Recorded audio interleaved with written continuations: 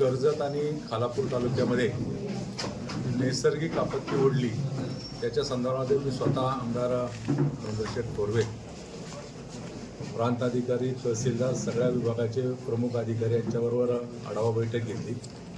शेतीचं झालेलं नुकसान, त्याचबरोबर काही ठिकाणी बंधारा वाहून गेला त्यामुळे शेतीचं नुकसान झालं आणि रस्ते मोठ्या प्रमाणावरती अतिवृष्टीमुळे खराब झालेले आहेत. काही नाले, काही साकव वाहून गेल्याच्या तक्रारी होत्या आणि या संदर्भामध्ये आढावा घेऊन काही सूचना संबंधित विभागाच्या अधिकाऱ्यांना दिल्या.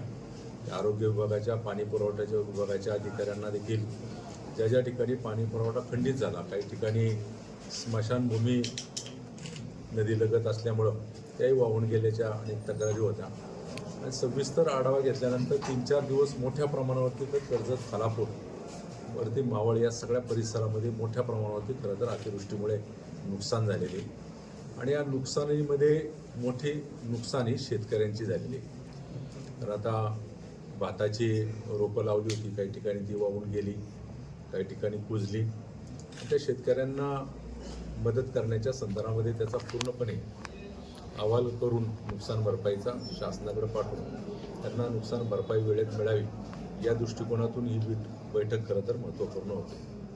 लाईटच्या अनेक तक्रारी आहेत. पावसामुळं, अतिवृष्टीमुळे काही पोल पडले असतील, काही डीपीच्या बाबतीमध्ये बंद पडून किंवा काही डीपी जळून सुद्धा वेळेवर लाईट चालू झाली असेल. त्याचा संपूर्णपणे आढावा घेऊन काही सूचना आम्ही दिल्या. कारण पावसाळ्याचे दिवस संपलेले नाहीत, अजूनही पावसाळा सुरुवात होणार आहे. सुरुवातीच्या कालावधीमध्ये अतिवृष्टीमुळे रायगडच्या या भागामध्ये झालेले नुकसान, या नुकसानीची भरपाई देखील शेतकऱ्यांना, संबंधित नागरिकांना वेळेत मिळाली पाहिजे या दृष्टिकोनातून आम्ही सूचना दिलेल्या आहेत. उंबरनेवाडी ग्राम